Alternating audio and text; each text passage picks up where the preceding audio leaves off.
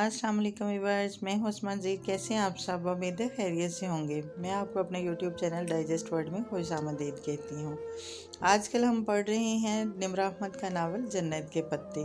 ये बहुत ही प्यारा और मुनफरिद सा नावल है। उम्मीद है आप बोर नहीं हो रहे होंगे।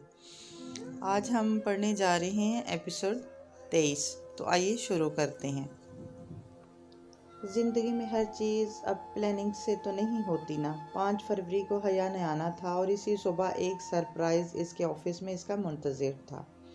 तैयब हबीब पाशा वो वापस आ गया था। जाने वो कैसे फ़रार होकर वापस पहुंचा था, मगर वो बहुत बुरे हाल में था। इस्तांबुल में इसके भी दुश्मन बढ़ गए थे और वह इनसे बचने के चक्कर में बिल्कुल किसी मफरूर मुजरम की तरह खाना बदोशी की ज़िंदगी गुजार रहा था। वो जहान से सख्त बदगुमान भी था कि इसने इसकी कोई मदद नहीं की। पाशा भी बार बार यही कह रहा था कि जहान ने इसे धोखा दिया है।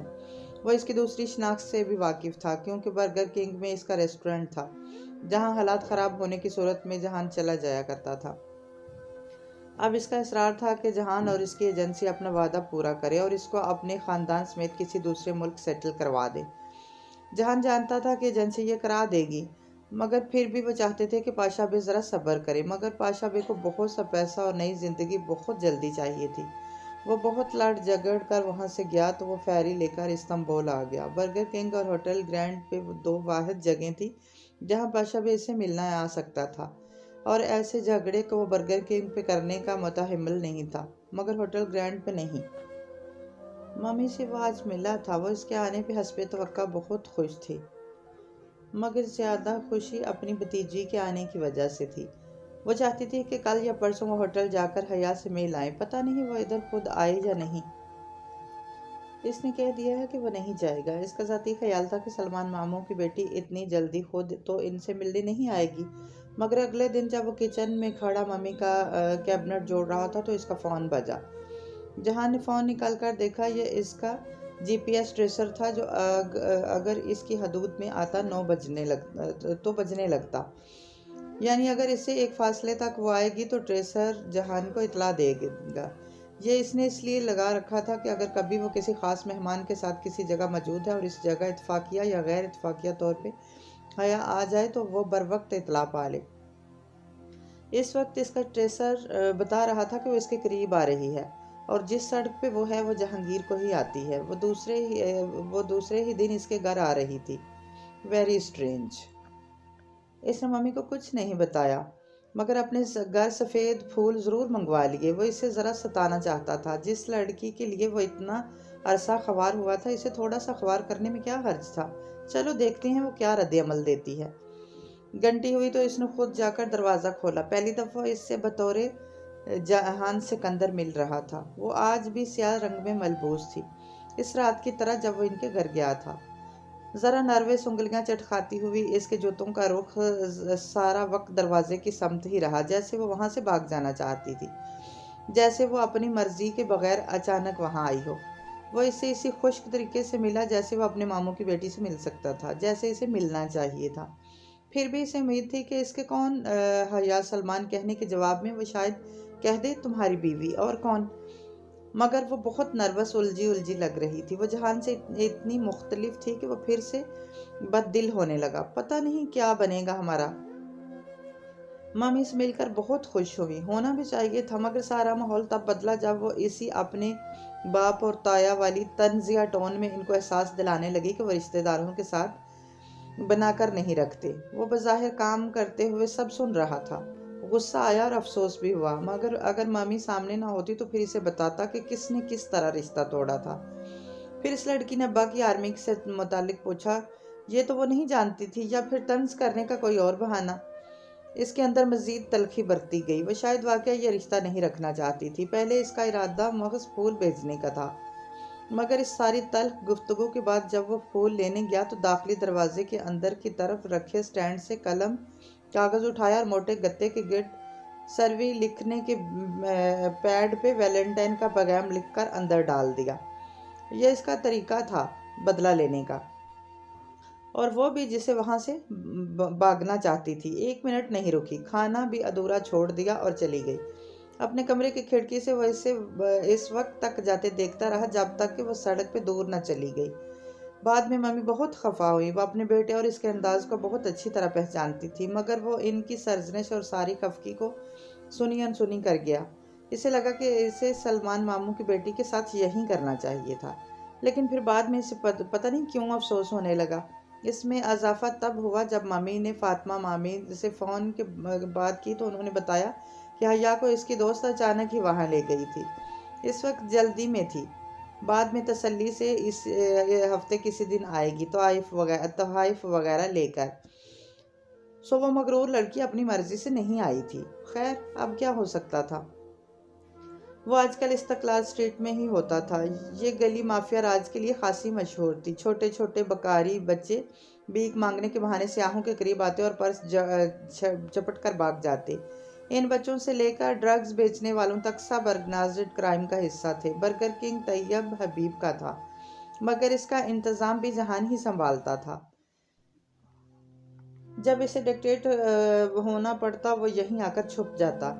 अगर छुप जाता किचन में खड़े होकर आम से होलिये में सारा दिन चंद वर्कर्स के साथ काम करते हुए, ये अंदेशा कभी ना हो कि कोई अदालार का बंदा इसे वहां आकर इसे पहचान लेगा। इस्तांबुल बहुत बड़ा शहर था, इतना बड़ा कि इंसान इसमें गुम हो जाए।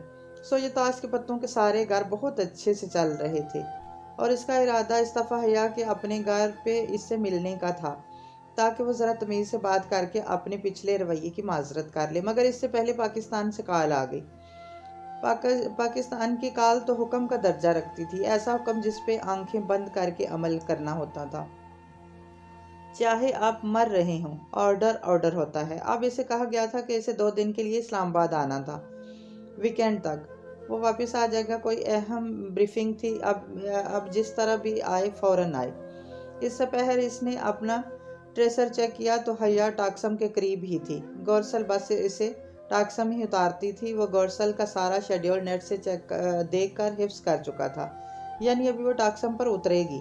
अगर वो वहीं इससे मिल ले और वीकेंड पर घर आने का कह दे तो वो इसकी मौजूदगी में ही आएगी। अगर गैर मौजूदगी में आती तो अब्बा का कुछ भरोसा ना था। वो जानते थे कि वो पाकिस्तान जाता है और अदालार भी जाता है। इनकी ज़बान इसलिए महज गालियाँ और लानतें ही होती थी कि वो पाकिस्तान क्यों जाता है। वो नहीं चाहता था कि हया ऐसी कोई बात सुने, इसलिए इस बरसती बारिश में वो इसके लिए टाक्सम आया था और चूंकि इससे मिलकर वो फेरी लेकर अदालार चला जाएगा, तभी इसने अपना ब्रीफकेस भी साथ रख लिया था। इस वक्त वो मुकम्मल एग्जेक्टिव लग रहा था और अभी वो हया को अपना यही खबर बताना चाह रहा था कि वो बबो कदा के एक होटल में काम करता है। बर्गर किंग वाली बात इसे नहीं बताएगा, इसने तय कर रखा था। वो जब मेट्रो की सीढ़ियों पे थी तो जहान ने इसे दूर लड़खड़ाते हुए देखा। तब इसने इसकी एक तस्वीर खींची थी। कभी बाद में वो इसे ये तस्वीर दिखाएगा कि हाँ, वो इस वक्त भी इसके साथ था जब इसकी जूती टूटी थी। वो इसे पसंद करे या ना, वो इसके साथ था। अंदर ट्रेन में वो इत्फाकिया तौर पे इससे मिला और पहली बात इसने हया को वीकेंड पर घर आने की कही। वो इसके इस रवैये पे हैरान थी। वो खुद भी हैरान था। अलबत्ता इस सारे में एक चीज़ इसे मुसलसल डिस्टर्ब कर रही थी कि मेट्रो में कुछ लोग मुड़ मुड़ कर इसकी बीवी को देख रहे थे। बात सुर्ख कोट की नहीं थी, बल्कि बात गहरी सुर्ख लिपस्टिक की थी। मगर शायद वो नहीं जानती थी कि अकेली लड़की जमा सुर्ख कोट गहरा मेकअप बराबर है किसके इस्तांबुल में। और सुर्ख हील भी तो थी। वो टूटे हुए जूते के साथ थी बैठी रहे और ऐसे ही चलकर मार्केट तक जाए तो फिर लानत है जहान सिकंदर पर। सारी बातें एक तरफ, वो नंगे पांव पूरे इस्तांबुल में पैदल चल सकता था, मगर हया नहीं। इसने फौरन इसे अपने जूते उतार दिए। वो पहले से ज़्यादा हैरान थी, अब की बार वो हैरान नहीं था। ऐसा है तो ऐसा ही सही। रेस्टोरेंट में इसने यूं ही मजाकन इसके कोट का हवाला दिया ताकि वो वापस जाकर किसी से इस बात का मतलब पूछे और आइंदा इस तरह का पहनकर बाहर ना निकले। मगर सारी गड़बड़ तब हुई जब काफ़ी का कप लबों तक ले जाते हुए इसने हया को अब्दुर्रहमान पाशा के बारे में इस्तफसार करते सुना। काफ़ी के बाप ने लम्हे भर को इसके चेहरे को डांप लिया था, क्योंकि वो एक सेकंड में ही संभल गया था, मगर वो सेकंड बहुत भारी था। अगर इस वक्त वो इसका चेहरा देख लेती तो एक पल न लगता इसे जानने में कि इसके सामने बैठा गधा ही अब्दुर्रहमान था। गधा ही तो था कि वो जान ही न पाया कि इसकी बीवी इसके कवर से वाकिफ़ है। मगर कैसे जानती थी? इसने बिलखसूस इससे ही अब्दुर्रहमान पाशा का क्यों पूछा? वो अंदर तक गड़बड़ा गया और बात को इधर उधर घुमाते हुए शायद लम्हे भर को वो जहनी तौर पे इतना उलझ गया था कि बिल की फाइल में अपना क्रेडिट कार्ड रखते हुए यह ख्याल न कर सका कि इस पे अब्दुर्रहमान पाशा लिखा है। यह ख्याल इसे तब आया जब इसने हया को गुस्से से अपने मुल्क की हमायत करते हुए फाइल की तरफ हाथ बढ़ाते हुए अल्लाह अल्लाह, आज का दिन ही खराब था। इस वक्त करीब से वो वेटर्स एक साथ गुजर रहे थे, मेज़ों के मेज़पोश ज़मीन तक गिरे थे। ऐसे में जब इसने अपने ब्रीफकेस के साथ रखी छड़ी को रास्ते में ज़रा सा सरकाया तो इसकी ये हरकत ना हया ने देखी ना ही वेटर्स ने और नतीजतन सब कुछ उलट गया। इसमें हया को बिल वाली बात भूल गई थी। इसने बहुत आराम से क्रेडिट कार्ड निकाल कर करेंसी नोट दिए। हाँ, मगर हया का हाथ जला था और पता नहीं क्यों तकलीफ इसे हुई थी, लेकिन वो अपने हाथ से आगे नहीं बढ़ सकता था। और पता नहीं वो इसके बारे में कितना जानती थी, क्यों वो इसके साथ कोई गेम तो नहीं खेल रही थी। इस दुनिया में कुछ भी मुमकिन था। यही जानने के लिए इसने वापसी पे हया से कहा कि वो कीचड़ ठीक से घुटने पर लगाए, क्योंकि इसकी कवर स्टोरी में झोल है। इसने कवर स्टोरी के अल्फाज कहते हुए बगौर हया का चेहरा देखा, क्योंकि कवर स्टोरी इस जासूस ही बनाया करते हैं और अगर वो कुछ जानती थी तो इस बात पे ज़रूर चौंकती, मगर वो नहीं चौंकी। इससे ज़रा इत्मीनान हुआ। वो इतना मशहूर नहीं था कि बाहर से आने वाला कोई सियाह पहले ही रोज़ इसे जान ले, मगर शायद इसने किसी ऐसे शख्स के बारे में अब्दुर्रहमान पाशा का जिक्र सुना हो जो इसको ज़ाती तौर पे जानता हो। बहरहाल पहले इसने सोचा था कि वो इससे कहेगा कि वो अदालार में काम करता है, मगर अब ये ख़तरे वाली बात थी। सो इसने दूसरा कवर ढूंढ लिया। वो बेचारा तो इस्तकलाल स्ट्रीट का एक मामूली सा रेस्टोरेंट था। हया ने यकीन कर लिया। पाकिस्तान जाने से कबल वो मामी से कहकर गया था कि वो इसकी गैर मौजूदगी में आ जाती है तो इसे अब्बा से मिलने मत दें। वो बहुत तकीद करके चला गया था। फिर पाकिस्तान जाकर वो ज़रा मसरूफ़ हो गया और ये मुमकिन नहीं था कि वो आराम से वो इरम के पास जा सके, मगर वो डॉली को इरम के पास भेजना चाहता था, इसलिए इसने एक प्रोफेशनल को इस काम के लिए भेजा था। इसे मालूम था कि इरम ज़रूर फ़ोन करके हया को बताएगी। वो सिर्फ ये चाहता था कि हया इसे ना भूले। कहीं दूर अंदर इसको इसकी इनसिक्योरिटी थी कि वो इसे भूल जाएगी। इस ख्याल के बाद जब इस जैसे दिल खाली हो जाता था। वीकेंड पे वो वापस आ गया। अभी एयरपोर्ट के रास्ते में था पुराने शहर में जब हया का इसको फ़ोन आ गया। वो इनके घर आ रही थी। वो पता नहीं क्यों ज़रा मसरूर हुआ। इसे अच्छा लग रहा था कि वो इनके घर आ रही थी, लेकिन जब तक वो पहुंचा वहाँ एक नाखुशगवार वाक़या रुनुमा हो चुका था। कितनी ही दफ़ा वो कहकर गया था कि अब्बा को इससे मिलने मत देना, मगर ममीद भी तो इस बात पे ध्यान नहीं देती थी। इसे सख्त गुस्सा और अफसोस हुआ। पता नहीं अब्बा ने क्या किया था, क्या कहा था। वो अक्सर पाक सफाई का जिक्र करते जिसको उन्होंने मारा था। मम्मी इनकी इन बातों को पागलपन पे महमूल करती। अलबत्ता वो इनका पस मंज़र जानता था, इसलिए इसको तकलीफ़ होती। अलबत्ता कोई दूसरा इनकी बातों से खटक भी सकता था। हया शायद अब्बा के बारे में नहीं जानती थी। हाँ, मामू ने इस बात को दबाने की हर मुमकिन कोशिश की होगी। सो इसने घर की बैरूनी सीढ़ियों पर बैठे हुए हया को अब्बा के बारे में बहुत कुछ बताया, और ये भी कि हम पाकिस्तान नहीं जा सकते। बात ठीक भी थी। वो मम्मी और अब्बा पाकिस्तान इकट्ठे कभी नहीं जा सकते थे, मगर वो जानता था कि वो इसके अल्फाज की पहेलियां नहीं पकड़ सकती। मगर इस वाक़या ने इसका सारा मूड बर्बाद करके रख दिया था। फिर भी वो जाते हुए हया से कहकर गया था कि वो खाना ज़रूर खा कर जाए। पिछली बार भी वो नहीं खाकर गई थी। वह इसका मदावा करना चाहता था। हया को वहीं छोड़कर वह दलार चला गया। होटल जाने की बजाय वो सीधा अपने कमरे में आया ताकि ज़रा हुलिया ठीक करके बाहर निकले। तभी आयशा ने दरवाज़ा खटखटाया। वो इससे कुछ बात करना चाहती थी। जब वो बोलना शुरू हुई तो इसकी खुशगुमानी कि इसने आयशा को अपने कामों में मसरूफ़ कर दिया है हवा में उड़ गई। ये लड़की वाक़तन इसके लिए मुसीबत खड़ी करना चाहती थी। क्या पाशा भाई तुम्हारा तुमसे कोई राब्ता है? मैंने तो पिछले बरस से इसे नहीं देखा, इसने शाने उचकाकर लापरवाही से कहा। वो चंद लम्हे तक लब बेंचे से देखती रही, फिर एकदम जोर से इसके मुंह पे थप्पड़ दे मारा। इसे आयशे से ये उम्मीद भी कभी नहीं थी। लम्हे भर को वो खुद भी सन्नाटे में रह गया। तुम इस दुनिया के सबसे बड़े झूठे हो। तुम खुद इसको निकाला है। मुझे कुबरा खानम के बेटे ने बताया है कि कुछ दिन पहले वो तुम्हारे ऑफिस आया था और तुम दोनों झगड़ रहे थे। तुम जानते हो इसकी वजह से आने की कितनी तकलीफ में है, और तुम फिर भी इनको दुख दे रहे हो। इनको बता क्यों नहीं देते कि पाशा बे जिंदा है, वो ठीक है।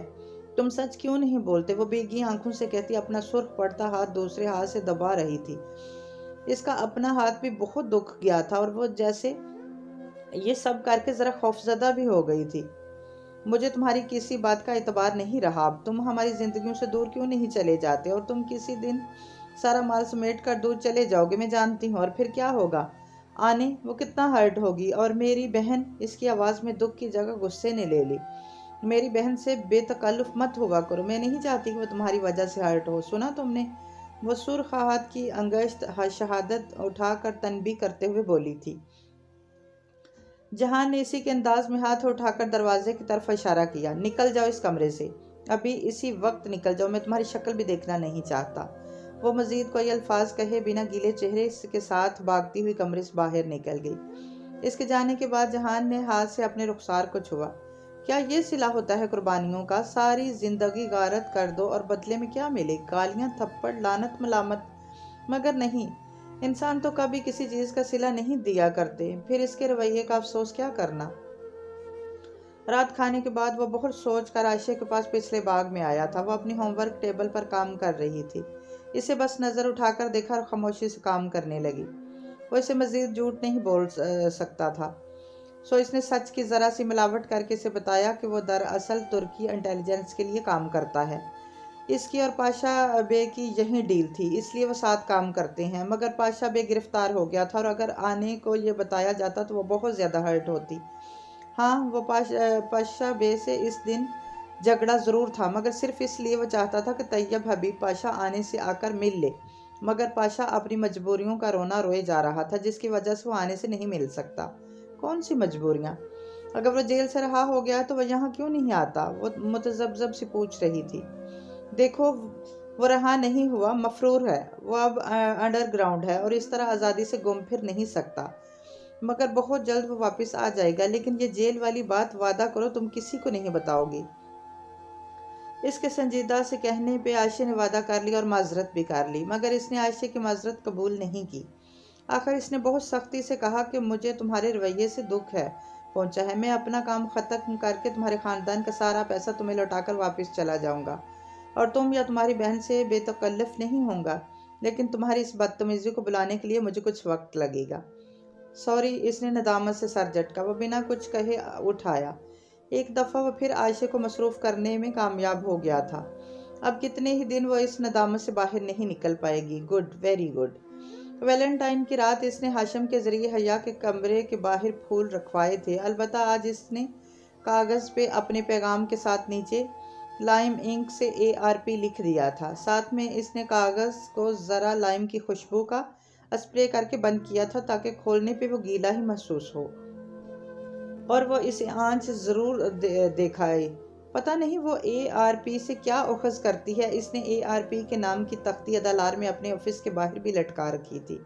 लोग इसको अब्दुर्रहमान पाशा का मुखफ़्फ़ ही उखज़ करते थे, जबकि वो इसे अपने कोड नेम एजेंट रोज़ पटेल मुराद लिया करता था। शायद इसलिए कि अब्दुर्रहमान पाशा की हैसियत से काम करते हुए भी वो कभी न भूल सके कि इसकी असलियत क्या है। मगर एक बात इसे तंग कर रही थी। हया को किसने बताया कि अब्दुर्रहमान पाशा कौन है? वो अदालार में मशहूर था, मगर इस्तांबुल तो एक पूरी दुनिया थी, वहाँ इसको कम ही लोग जानते थे। यकीनन किसी ऐसे शख्स से मिली होगी जिसका अब्दुर्रहमान पाशा से माजी में कोई वास्ता रह चुका होगा। जो भी था, दुनिया वाकई गोल थी। मगर वो सिर्फ ये जानता था कि क्या वो जानती है कि जहान ही अब्दुर्रहमान पाशा है? वो एक दिन इसे ज़रूर बता देगा, मगर इस दिन के आने तक इसे इस चीज़ को राज रखना होगा, जब तक वो ये ना जान ले कि वो दोनों ज़िंदगी के सफ़र में एक साथ चल सकते हैं या नहीं। हाँ, तब तक वो एक अच्छे एजेंट की तरह अपने अदालार वाले कवर को इस्तकलाल स्ट्रीट वाले कवर से अलग रखेगा।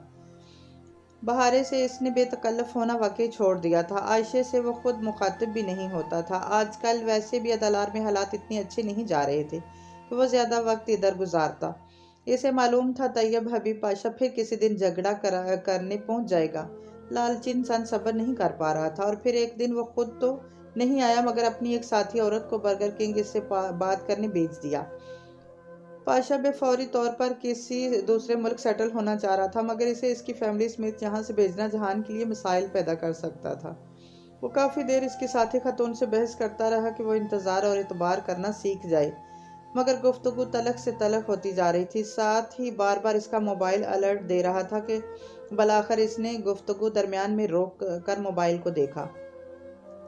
इसका ट्रेसर अलर्ट इसकी बीवी करीब में ही थी, इस्तकलाल स्ट्रीट के दहाने में। अल्लाह अल्लाह, ये सारी औरतों को लड़ने के लिए आज का दिन ही मिला था। ये सारी औरतों को लड़ने के लिए आज का दिन ही मिला था। वो जी भर के बेजार हुआ था। यही डर था इसे, अपनी ज़ाती और कारोबारी ज़िंदगी को अलग अलग रखने की कोशिश में कुछ गलत ना हो जाए। इसके कारोबारी लोग इसकी ज़ाती ज़िंदगी से वाबस्ता किसी लड़की को देखें, दूसरे मानों में इसकी कोई कमज़ोरी पकड़ने की कोशिश करें। ये वो आखिरी चीज़ थी जो वो चाहता था। जब ही वह फ़ौरन पाशा बे की साथी लड़की इसे खुली फ़ज़ा में बात करने का कहकर बाहर निकल गया था, मगर फिर भी इसका सामना हया से हो गया, क्योंकि वो सामने से आ रही थी। वो अकेली थी और इसको देखकर इसके चेहरे पर चमक सी आई थी। वो जैसे इसको अपने सामने पाकर बहुत खुश हुई थी। वो यकीनन इससे मिलने आई थी, मगर वो नहीं चाहता था कि निबाहत इसके बारे में कुछ जाने। इसीलिए इसे सख्ती से बात करके हया को खुद से दूर करना पड़ा। मज़ीद मसाइल पालने का वो मुतहम्मिल नहीं था, मगर इसका अपना दिल दुख गया था। वापस मुड़ने से पहले इसने आखिरी पल में हया की आंखों में आंसू देखे थे। वो बुरी तरह हर्ट हुई थी और ये बात अब जहान को हर्ट कर रही थी। कुछ दिन इसने सब्र किया, फिर सोचा कि इसने माजरत कर ले, मगर पता नहीं क्यों, मगर वो इस लड़की को दुख देना नहीं चाहता था।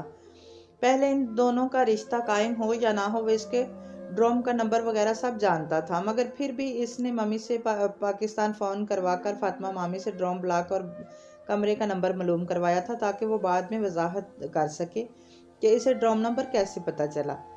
जब वक्त मिला तो एक शब वो सुबांजी चला आया। हया के ड्रोम ब्लॉक की बैरूनी सीढ़ियाँ चढ़ते हुए इसने एक लड़की को किताबें थामे फ़ोन कान से लगाए जीने उतरते देखा।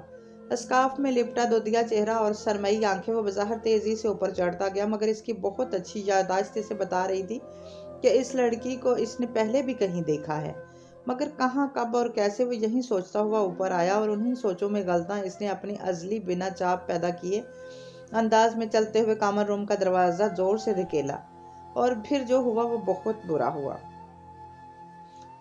हया के हाथ में जिंजर ब्रेड हाउस के टुकड़े पकड़े दरवाज़ा बंद कर रही थी और इसे गैर मतवाई सी टक्कर लगी और ट्रे ज़मीन बोस हो गई। वो सख्त मुतासफ और शर्मिंदा सा रह गया।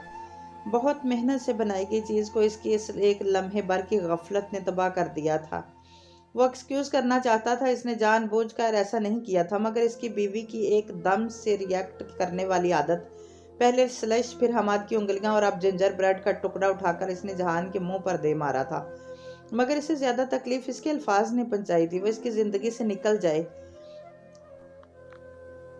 क्योंकि वो इसके लिए दुख और अजाब के सिवा कुछ नहीं लाता। वो वाकई चाहती थी कि वो इसकी ज़िंदगी से निकल जाए। वो जेल तक इसके पीछे गया, फिर इसे बताने की कोशिश की अपनी तेज़ ज़िंदगी में बहुत तेज़ चलते हुए वो इसका बहुत सा नुकसान कर बैठा है, मगर वो इसकी कोई बात नहीं सुनना चाहती थी। इसके जाने के बाद वो बहुत देर तक जेल के किनारे बैठा रहा। आज वो बहुत गुस्से में थी, और ये गुस्सा सिर्फ जिंजर ब्रेड हाउस के टूटने का नहीं था। क्या इन दोनों के दरमियान कुछ बाकी था? क्या इसकी ज़िंदगी में जिंजर ब्रेड हाउस से बड़े मसाइल हैं? क्या वो इस सफ़ेद फूल बेचने वाले की वजह से परेशान थी? क्या वो इसे ख्वामखा अज़ियत दे रहा था? कैसे वो कुछ ऐसा करे कि हया के मसाइल हल कर ले, या कम अज़ कम वो इस पे इतना भरोसा तो करे कि अपने मसाइल शेयर करे। हाँ, एक काम हो सकता था। अगर वो अपनी मौजूदगी में अब्दुर्रहमान पाशा की तरफ से इसे कॉल करे, तो शायद वो इसको बता दे कि यह आदमी इसे सता रहा है। तब वो इसको इकट्ठे बैठकर हल कर लेंगे, मगर वो इस पर एतबार करे तब ना। इसने रिकॉर्ड्स कॉल का टाइम सेट किया और फिर हया के ड्रम तक गया। इसे कॉल की और हस्बे तवक्का इसने कॉल उठा ली, लेकिन जैसे ही हया को पता चला कि वो इस कमरे के बाहर है, वो एकदम भागती हुई बाहर आई। वो हवास बाख्ता भी हुई थी और शर्मिंदा भी, जैसे वो सब कुछ करने के बाद इसे पछतावा था, मगर ये बात कह भी नहीं पा रही थी। जहां ने सोचा चाहे के साथ डिस्कस कर लेते हैं, सो वो दोनों किचन में चले आए। अगर जो इसे बहारे गुल यूं काम करते देख लेती तो गश खाकर गिर पड़ती, मगर यहाँ तो वो बर्गर किंग का हेड शेफ था और इस काम में इसे ज़्यादा आरामदेह एहसास होता था, शायद इसलिए कि यह इसकी फितरत के ज़्यादा करीब था। वो दोनों किचन में थे जब इसकी टाइमिंग कॉल बज उठी। इसने सोचा था कि 10 सेकंड की रिकॉर्डिंग के बाद इसे फ़ोन हया के हाथ से ले लेना है, इसीलिए कॉल 10 सेकंड की करवाई थी और फिर इसने ऐसा ही किया, मगर इसके बावजूद हया ने इसे कुछ नहीं बताया। वो या तो इस पर भरोसा नहीं करती थी या फिर अपने मसाइल खुद हल करना चाहती थी। अब वो पिछली बातें बुलाना चाहता था कि हया इस पे भरोसा करने लगे, इसके साथ कुछ शेयर करे। सो इसने एक और कोशिश करनी चाहिए, हर्ज ही क्या था आखिर। वैसे भी इस दिन के रवैये की माजरत अभी कर्ज थी, इसलिए इसने हफ्ते की रात का डिनर प्लान किया। वो देखना चाहता था कि वो इस पे कितना इतबार करती है।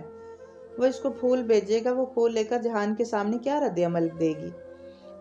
अगर वो इसे सच सच बता देती है तो वो इसको सच बता देगा। हाँ, वो इसे इसी वक्त सब कुछ सच बता देगा, एक एक बात। टाक्सम स्क्वायर के गिर्द किसी तारीख गोशे में बैठकर वो अपनी जिंदगी के सब पहलू इसके सामने रोशनी डाल देगा।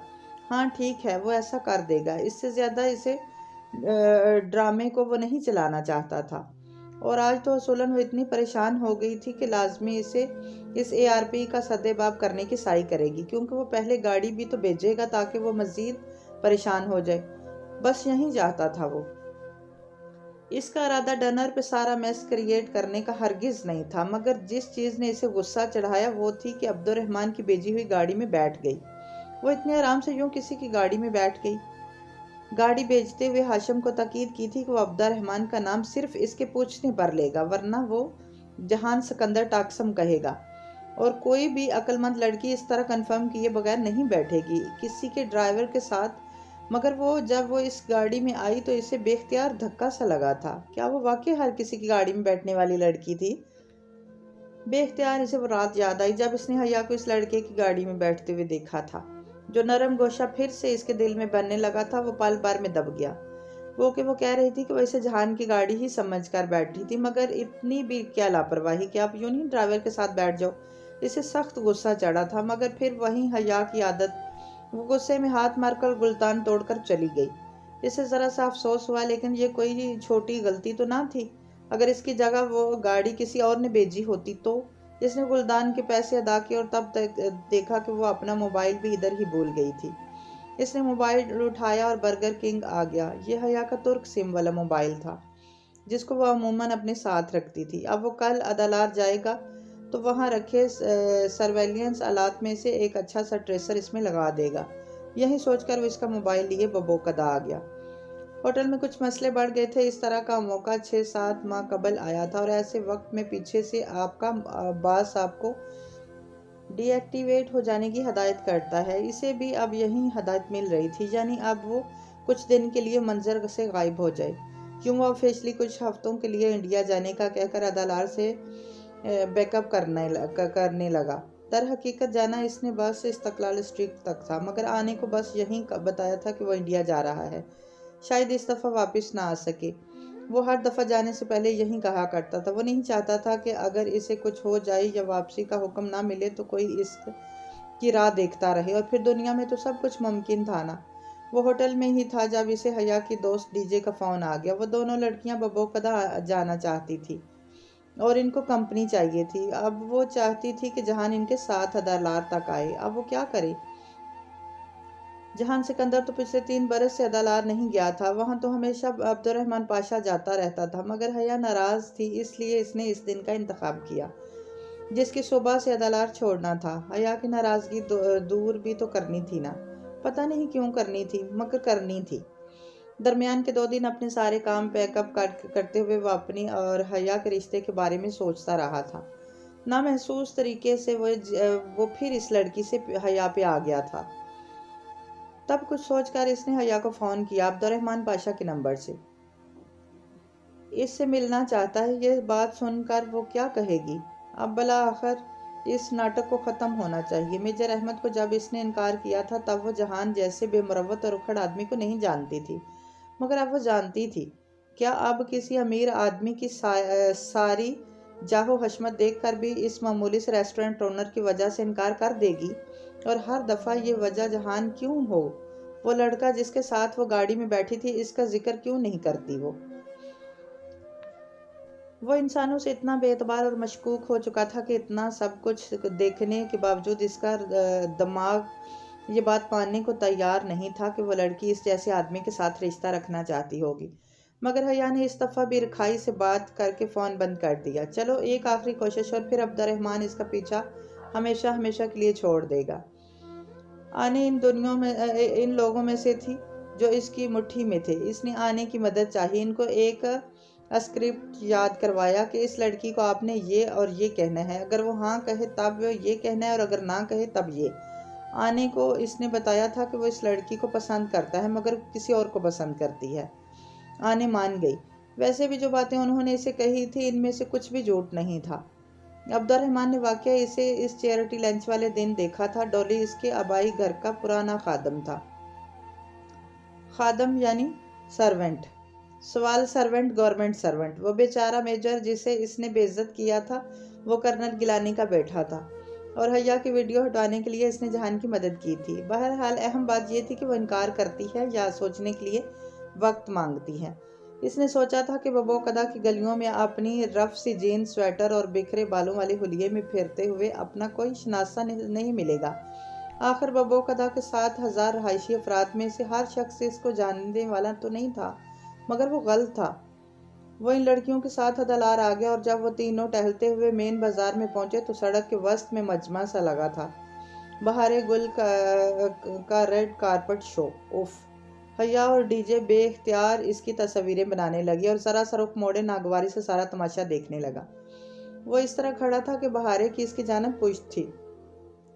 अब डीजे और हया को फौरन चलने का कहकर खुद को मशकूक नहीं कर सकता था। सो इसने इनको मसरूफ पाकर आयशे को मैसेज लिखा, तुम्हारी सारा दिन की तरबियत का ये असर हुआ कि तुम्हारी बहन अदालार के स्याहों से तस्वीरें बनवा रही है। इसे मालूम था कि आयशे सामने दुकान पे ही होगी जहां वो अपने पजल बॉक्स बेचा करती थी। पिछले 7 दिनों से वो ज़बरदस्ती बहारे को उस्मान शबीर के घर कुरान पढ़ने ले जाती थी और इस वक्त वो अमूमन दुकान पर अपने बॉक्सेस देने आया करती थी। ये इत्तेफाक तो नहीं था कि वो बस गलत जगह पर गलत वक्त पे आ गया था। मैं कुछ दोस्तों के साथ हूँ, मुझे पहचानना नहीं। एक दूसरा पैगाम एहतियात बेचकर इसने मोबाइल बंद कर दिया। मगर वो ना भी कहता तब भी आयशा ऐसी लड़की नहीं थी कि बड़े मजमे में इसे पुकार ले। इसकी पहली बात पे वो हर्ट हुई थी, तभी फौरन अपनी बहन को लेने पहुंची और इस वक्त इसकी आंखों में आंसू थे। मजमा झटने लगा और इसके से पहले इसके बहारे गुल इसे देखती वो दोनों लड़कियों को लिए पलट गया। बग्गी पे हया के हमरा बबोकदा की गलियों से गुजरते हुए आयशा मुसलसल इसे पैगामात भेज रही थी। आने ने कहा है तुमने सुबह की फ्लाइट से इंडिया जाना है मगर तुम तो यहीं हो, क्या खैरियत है? और क्या ये लड़की वही है जिसका जिक्र आने कर रही थी? वही आयशा की तफ्तीश करने की आदत। इसको यकीनन आने ने बता दिया था कि वो किसी से मोहब्बत करने लगा है वगैरह वगैरह।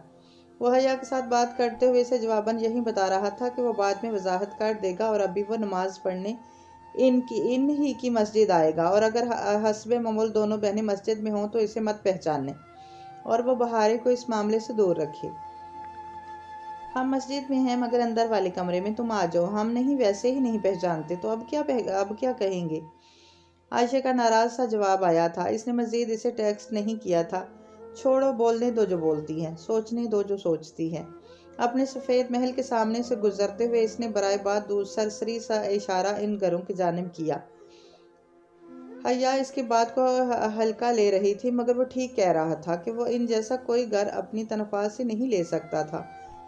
वो फिल्मों में होता है कि असाइनमेंट ख़त्म होने के बाद एजेंट को नोटों से भरा ब्रीफकेस मिला करता है। असल में सिर्फ पेट पे थपकी मिलती थी और कुछ नहीं। इंडिया और पाकिस्तान में स्पाइस से ज़्यादा अंडरपेड शायद ही कोई हो। मामूली तनख्वाह और आपके गिरफ्तार होने या मरने की सूरत में फैमिली को माली अमदाद, एक बहुत कलील माली अमदाद देने का वादा बस यही मिला करता था। बाद में जब एजेंसी से तबादला होकर वापस फ़ौज में चला जाए और अगर इस मुस्तकिल सरदर्द ने कोई बड़ा मसला पैदा ना किया तो तरक्की मिलने के बाद शायद वो गरीब आदमी ना रहे, लेकिन अभी वो गरीब आदमी ही था। मस्जिद से निकलते हुए हया ने पूछा कि इसने दुआ में क्या मांगा, तो इसने कहा इसने ज़िंदगी मांगी और वो ठीक ही कह रहा था। ज़िंदगी वो हमेशा मांगा करता था मगर अभी इसने यही मांगा था कि थोड़ी देर बाद इसकी बीवी एक अमीर आदमी का आलीशान महल देखने के बाद अपने गरीब शोहर को छोड़ने का ना सोचे। अपनों का कोई ऐसे इम्तहान लेता है।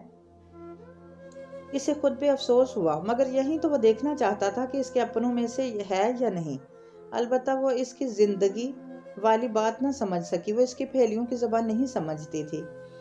हया अबरानी ज़बान के लफ्ज़ हवा से निकला है, जो कि अम्मा हवा अलैहिस्सलाम का नाम था। हवा का मानी होता है ज़िंदगी, सो हया का भी यही मानी है। इसलिए अरबी में हया का लफ्ज़ी मानी तरोताज़गी की शताबी कहा जाता है, क्योंकि ये दोनों चीज़ें ज़िंदगी की अलामत होती हैं। इसी से लफ्ज़ हयात ज़िंदगी और अल्लाह ताला की सिफ़त इलाही हमेशा रहने वाला, इसका इस्तिलाही मानी अमूमन शर्म और मोडेस्टी से लिया जाता है, क्योंकि शर्म इंसान की इखलाकी ज़िंदगी और करदार को तरोताज़ा और ज़िंदा रखती है। हया में इंसान के लिए ज़िंदगी होती है, मगर वो नहीं समझ सकी, वो इसकी ज़बान समझ ही नहीं सकती थी। चलो कभी न कभी वो इसे अपनी ज़बान समझा देगा। इसने आदत के मुताबिक सब कुछ प्लान किया था। बंदरगाह पे जिस बच्चे को हया का पर्स छीनने आना था, वो इसकी हदायत के मुताबिक बालों में लगाने वाली मोतियों की मालाएं लेकर आया था। जिस वाह चीज़ के लिए वो रुकेगी, वो इसके बालों के खूबसूरती में इजाफा करने वाली कोई चीज़ ही होनी चाहिए थी। और जितनी जल्दी रद्द अमल ज़हर कर देने वाली वो लड़की थी, वो जानता था कि वो अपने पासपोर्ट और आईडी कार्ड्स के लिए ज़रूर भागेगी। हाँ, इसे अच्छी तरह पता था कि हया के इस गोल्डन क्लच में इसके कौन कौन से कागज़ हैं। हस्बे तवक्का वो इस बच्चे के पीछे भाग पड़ी। कभी ये लड़की रद्द अमल ज़ाहिर करने से पहले 2 मिनट सोचे, मगर पता नहीं क्यों इसे इसकी यही बातें अच्छी लगने लगी थी। कम से कम वो बाहर से भी वही थी जो वो अंदर से थी। हाँ, वो इस पर यकीन करने लगा था। जब वो दोनों दोबारा थाने में मिले तो वो रो रही थी। पता नहीं वो किस बात पे रो रही थी। आने से अभी जहान की बात नहीं हुई थी। वो नहीं चाहता था कि इसने आने को क्या कहा होगा, मगर इस रोज़ पहली दफ़ा इसने पूरे इस्तेहकाक से अपनी बीवी को झिड़का था। इसे लगा था हया ने अपने गरीब शोहर को नहीं छोड़ा। इसका कार वाले लड़के से कोई ताल्लुक नहीं, इसको अब्दुर्रहमान पाशा की जाहो हशमत से भी कोई सरोकार नहीं। वो वाकई जहान के साथ रहना चाहती है। सो बस ये ड्रामा ख़त्म। रात आने से बाद पे इसी शय की तस्दीक करने के बाद इसने हाशम को कहा कि वो मज़ीद इस लड़की का पीछा नहीं करेगा। मामला ख़त्म हो चुका है। बहुत आजमा लिया इसने, इससे ज़्यादा आजमाएगा तो इसका गुनहगार हो जाएगा।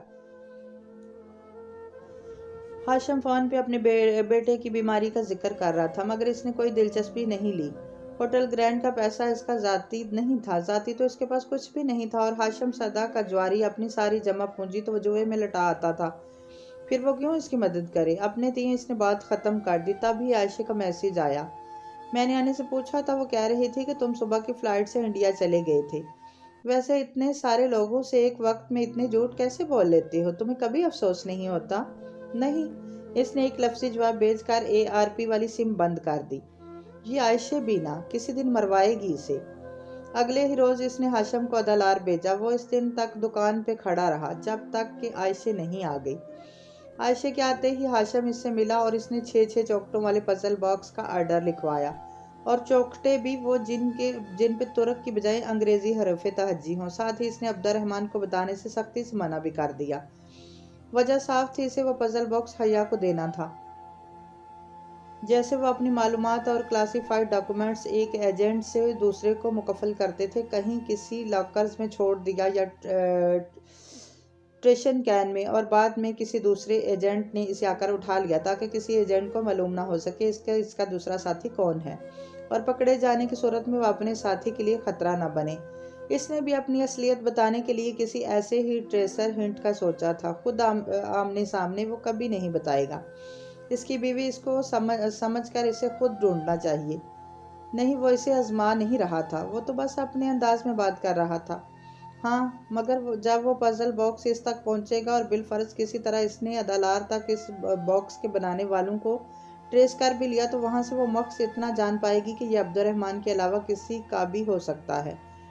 बस इसमें अब्दुर्रहमान मुलव्वस नहीं है। हया इसको तलाश करे ये वो चाहता था, मगर वो इसकी जासूसी करे ये वो हरगिज़ नहीं चाहता था। अगले चंद रोज़ खैरियत से गुजर गए। वो डीएक्टिवेट होकर बस घर और रेस्टोरेंट तक महदूद हो गया। उन्हीं दिनों से इस लड़की का ख्याल बार बार आता जो इसने संभाजी में देखी थी। वो इसको पहले भी देख चुका था।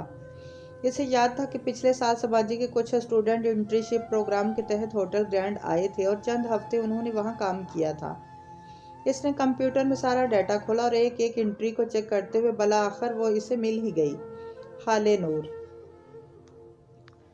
रूमी फार्म की एक कारकुन। इनका फील्ड रिकॉर्ड भी काफ़ी अच्छा था। वह इसकी एम्प्लॉय थी और अपने हर एम्प्लॉय का सारा बायोडाटा वो अपने पास रखता था। वो अपने हर मुलाजिम को पहचानता था, मगर इसके हर मुलाजिम ने इसे नहीं देख रखा था। वो होटल मालिकान की तरह प्राइवेट लिफ्ट इस्तेमाल करता था और ऊंचे अहदों पर काम करने वाले मुलाजमों की इससे कोई मुलाकात ना थी और एंट्री से कहाँ इसका राब्ता हो पाता था। फिर भी शायद यूं ही आते जाते इस लड़की ने इसे देख रखा हो। वो इसी ड्रोन ब्लॉक से निकल रही थी जो हया का था। हो सकता है वहाँ किसी काम से आई हो और इसका अपना ब्लॉक कोई और हो और इसका हया से कोई राब्ता ना हो और इसने कभी ग्रैंड होटल के ओनर्स को ना देख रखा हो। मगर फिर भी आइंदा समाजी जाते हुए एहतियात करे, वरना दुनिया वाकई बहुत छोटी थी। चंद दिन बाद एक सुबह जब वो बर्गर किंग के किचन में काम कर रहा था, एकदम से इसके सर की पुश्त में शदीद दर्द उठने लगा।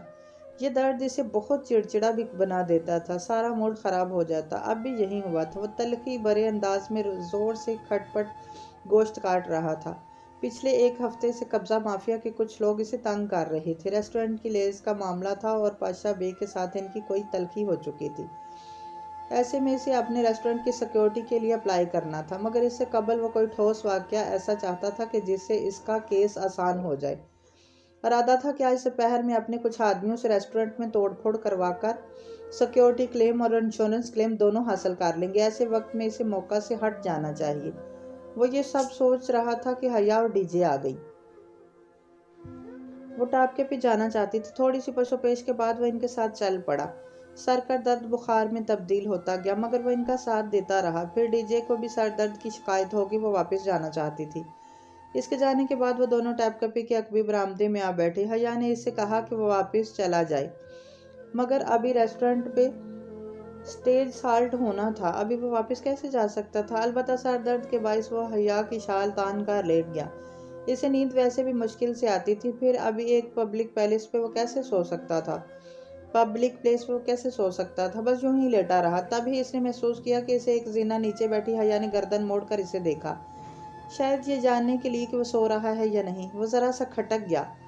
इसने आंखों से बाजू तिरछा करके देखा। हया की जहान की तरफ पुश्त थी। इसने जरा गर्दन उठा के देखा तो वो मोबाइल स्क्रीन पे किसी को मैसेज कर रही थी। ऊपर इंडिया का नंबर नजर आ रहा था, इसी का नंबर। वो मैसेज तो नहीं देख सका, लेकिन वो वही नंबर था जिससे चंद रोज कबल इसने मैसेज किया था, ARP का। तो इसका पीछा छोड़ चुका था। फिर ये क्यों इससे राब्ता कर रही थी? इसे थोड़ा अजीब सा लगा। बुरा नहीं लगा, लेकिन अच्छा भी नहीं लगा। चंद मिनट ठहर कर इसने बाएं हाथ से जीन्स की जेब से अपना सेलफोन निकाला। हया के दाएं जानब एक जीना नीचे बैठी थी। वो नहीं देख सकती थी। इसने इसी तरह लेटे लेटे इंडियन सिम ऑन की और फिर एक्सचेंज स्टूडेंट का नंबर डायल किया। वो जानता था कि वो इसके सामने बात नहीं करेगी और वाकई वो कॉल उठाते ही उठकर मंडेर तक चली गई। वहीं शाल गर्दन से ऊपर तक किए, आंखों पे बाजू रखे, वो हैंड फ्री से इससे बात करता रहा। हया अगर इस सारा वक्त में इसे देख रही होती तब भी वो जान ना पाती कि इसके लब हिल रहे हैं। और इसने फ़ोन क्यों किया? वो चाहती थी कि अब्दुर्रहमान के कज़न की मदद करे।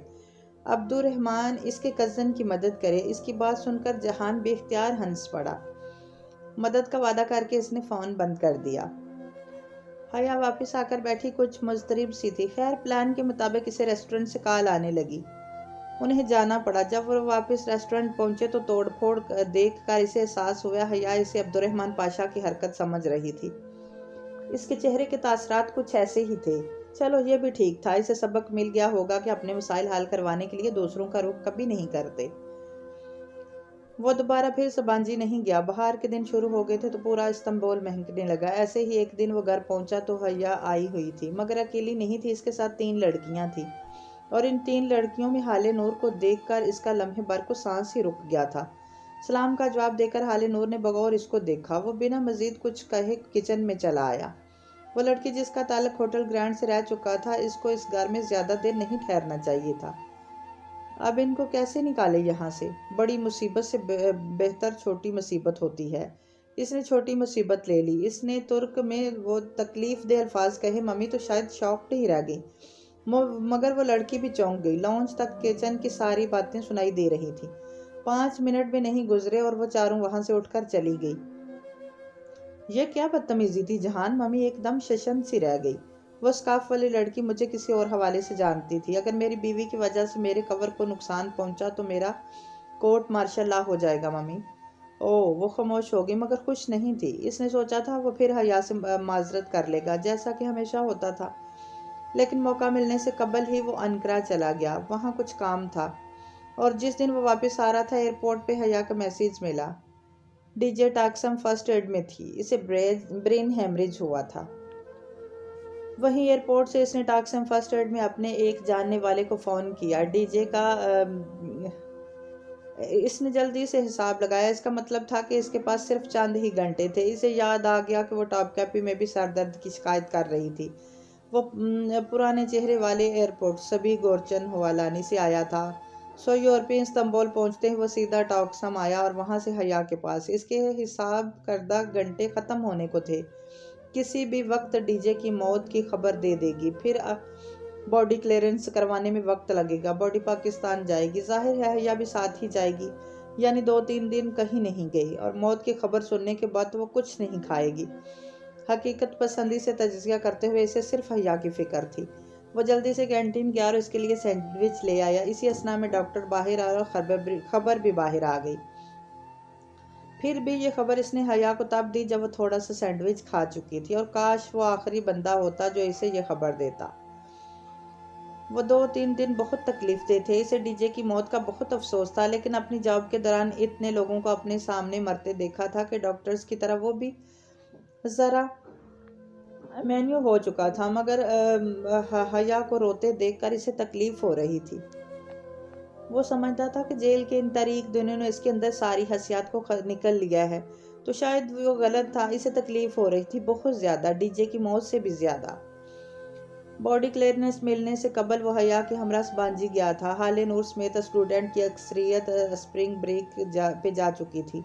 डीजे की चीज़ें इसने हया के साथ ही पैक करवाई थी। वो इसके रजिस्टर इकट्ठे करते हुए वो बीगी आवाज़ में कह रही थी कि डीजे अपने नोट्स या रजिस्टर्ड फ़ोटो कापीज़ पे बोल जाती थी, इसलिए वो फ़ोटो कापीज़ तक गया था ताकि इसका अगर कुछ रह गया हो तो वो भी उठा ले। मगर जब इधर रखे डीजे का रजिस्टर पहला सफ़ा इसने पलटा तो इस पे बराबर करके यूनानी फिलोसफर हेराक्लिटस का एक कौल लिखा था। वो कुछ देर सोचता रहा, फिर रजिस्टर इधर ही छोड़कर वापस आ गया। हया इस वक्त जहनी तौर पर इतनी डिस्टर्ब थी कि इसको कुछ पूछने का होश ही नहीं था। बाद में वो वापस आकर यह रजिस्टर लेगी तो इस कॉल को ज़रूर पढ़ेगी। वो इसे अपने पजल बॉक्स पे पहेली के तौर पर लिख सकता था, और डीजे फ़लसफ़े की तालबा थी तो शायद हया भी इस फ़लसफ़े के पस मंज़र से वाकिफ़ हो। शायद मम्मी के मजबूर करने पे वो अपने कंट्रोलर से इजाज़त लेकर हया के साथ पाकिस्तान आ गया। वही मौका जिससे वो भागता था बलाखिर सामने आ ही गया था। मगर सिर्फ हया के लिए इसने ये कर लिया। अपने मामों के सामने आज भी वो खुद को कमज़ोर महसूस करता था। इनकी बातें सुनना, इनके तेवर बर्दाश्त करना, और कुछ भी तो नहीं बोला था, लेकिन इसके सिवा कोई चारा भी तो ना था। हया तो सीधी अपनी अम्मी के साथ डीजे के घर चली गई। वो सलमान मामू से मिला। वो कुछ देर हया वगैरह के लॉन्च में इसके साथ बैठा रहा। मामू ने ज़रा रखाई से मिले। सरदंदाज ठीक है, वो भी तो इसी तरह ही मिला था। सबीन ठीक है, इसे भी ले आते, अब्बा की वजह से नहीं आ सकती वो।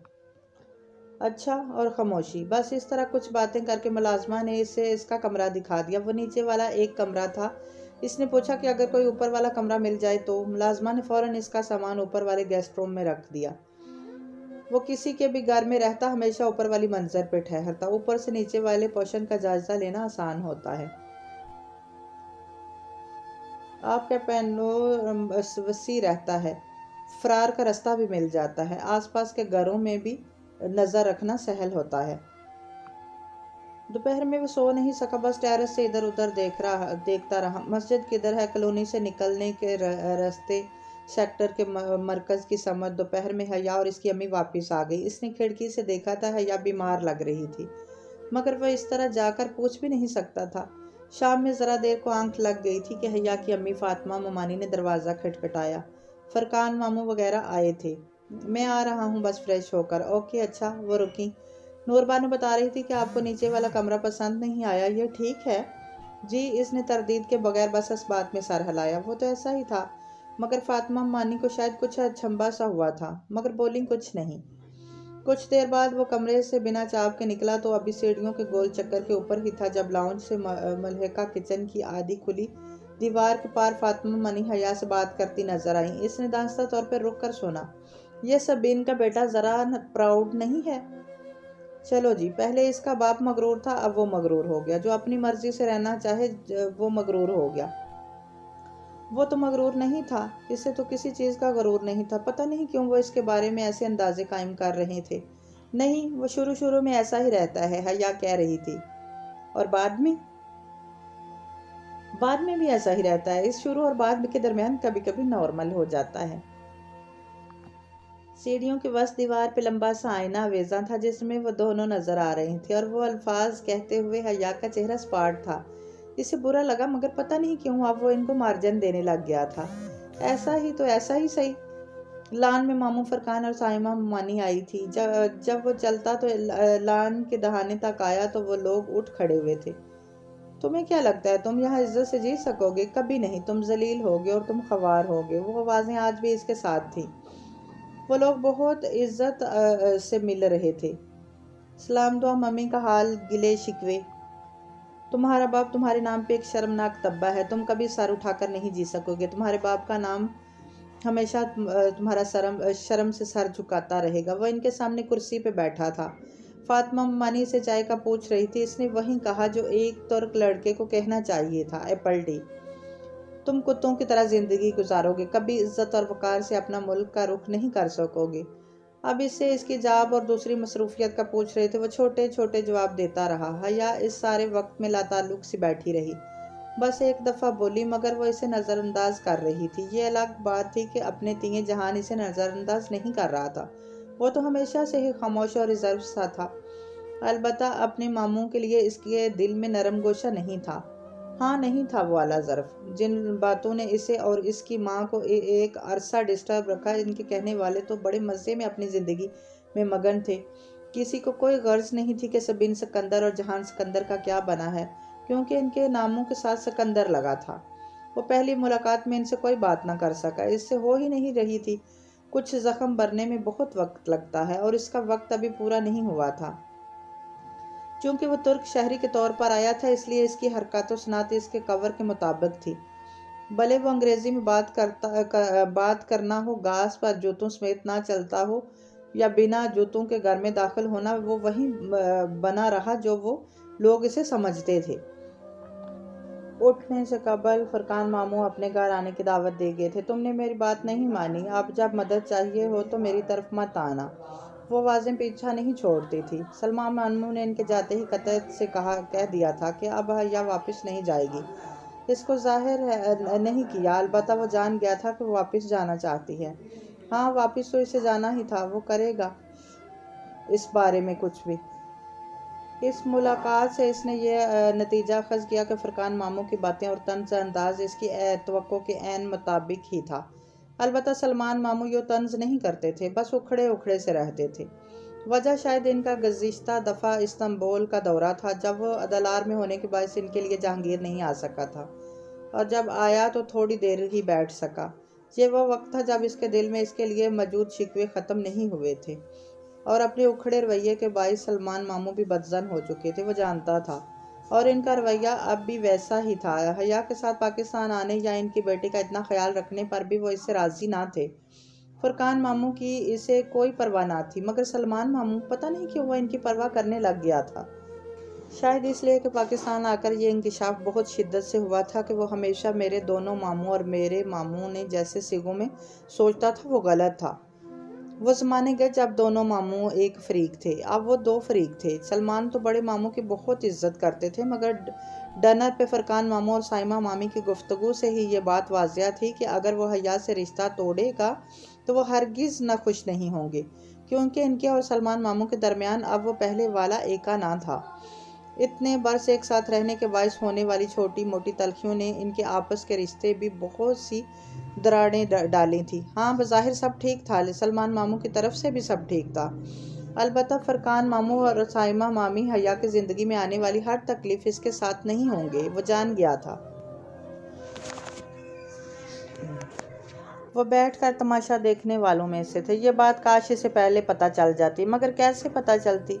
वो और मम्मी तो अभी तक कई साल पीछे खड़े थे, और अब अगर वो फरकान मामू के इस बरसों पुराने रवैये की वजह से सलमान से ताल्लुक़ ख़राब करता है तो ये नाइंसाफ़ी थी।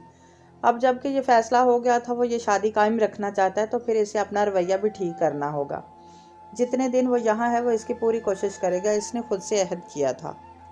अगले रोज़ जाहिद मामू की बेटी की मेहंदी थी। वो वैसे ही राज से भागता था, मगर यहाँ इसके सिवा कोई चारा ना था कि वो भी फंक्शन अटेंड करे। इस पे मुस्तदद फातिमा मेहमानी इसके लिए कुछ कुर्ते वगैरह ले आई थी। पैसे अलबत्ता उन्होंने इसके बहुत इसरार पर भी नहीं लिए थे। अब इसको वहीं पहनना था। सुबह या कमरे से बाहर नहीं आई थी। वो काफ़ी देर इसका इंतज़ार करता रहा। कहना कुछ भी नहीं था, बस इसे देखना था।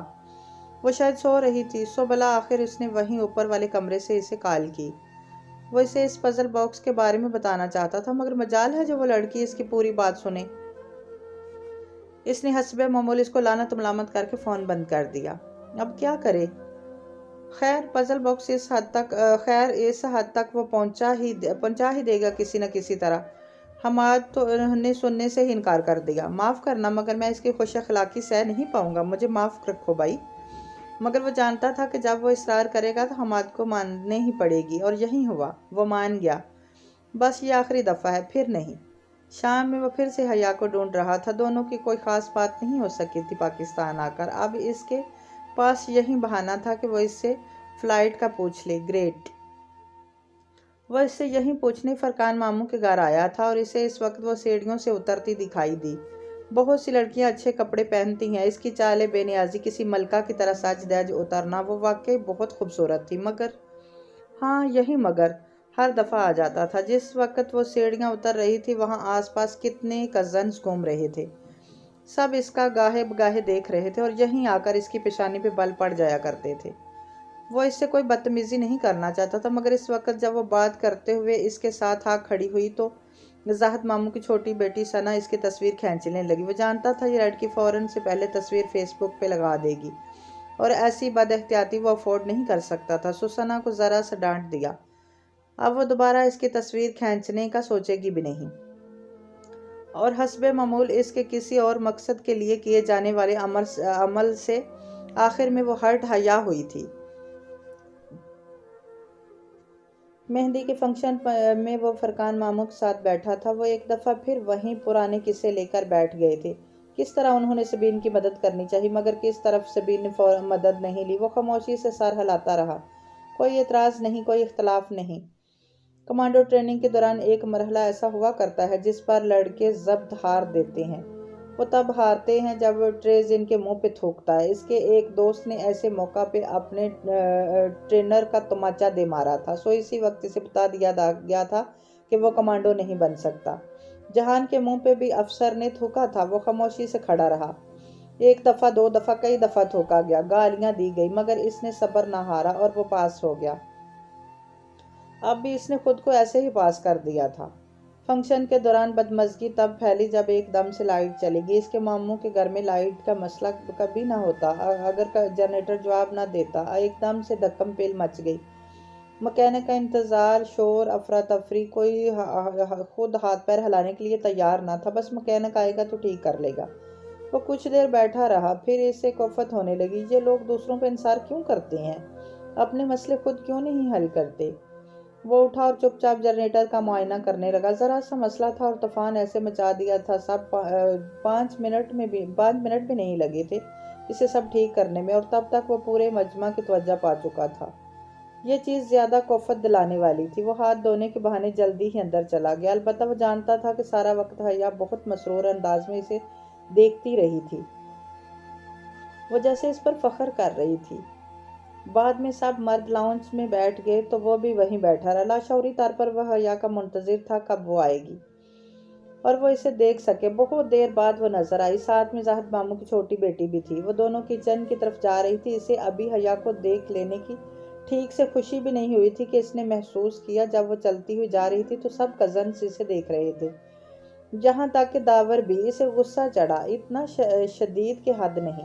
मगर वो क्या कर सकता था? वो तो अपनी माँ तक ये कुछ अम्पोज नहीं कर सका था कि कभी बीवी पे क्या करता।